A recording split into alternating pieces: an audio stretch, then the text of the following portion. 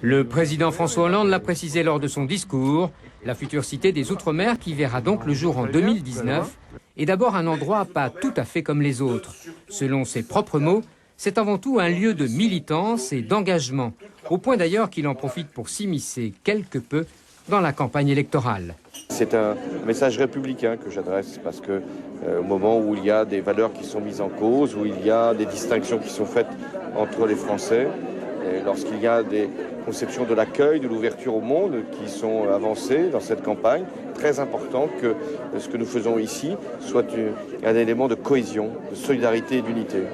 Une poignée de secondes plus tard, la maire de Paris, qui accueillera donc en ces terres cette nouvelle cité ultramarine, lui emboîte le pas. Pour moi, c'est aussi une façon de dire il y a ces mélanges de cultures qui font la force de notre République, qui font la force de notre capitale aussi de Paris.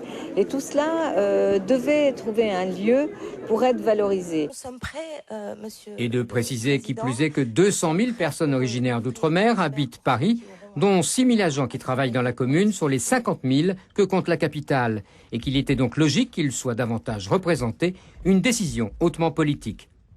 On aboutit sur la réalisation d'un engagement du président de la République, j'allais dire encore un, pour les Outre-mer. Certes, mais d'après une idée de Lionel Jospin, alors Premier ministre en 2001, une cité des Outre-mer qui en l'état ne ravit pas tout le monde, semble-t-il, puisque le vice-président du Conseil régional d'Île-de-France, Patrick Caram, regrette dans un communiqué ce matin la précipitation du gouvernement dans le financement de ce projet.